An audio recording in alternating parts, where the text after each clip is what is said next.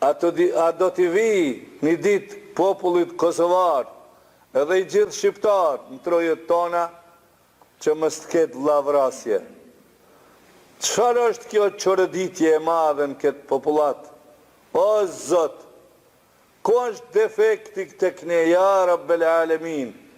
Wallahi e dim ku është defekti, se një popull që han haram, pin haram, ushqehet me haram, veshet me haram, pin ujin haram, e han kamatën, e pin alkoholin, e han mishin e derrit, e han kamatën, përdor fajdën, parën me fajde, përdor drogën, pin duhanin, pin alkoholin, zbulon femrat.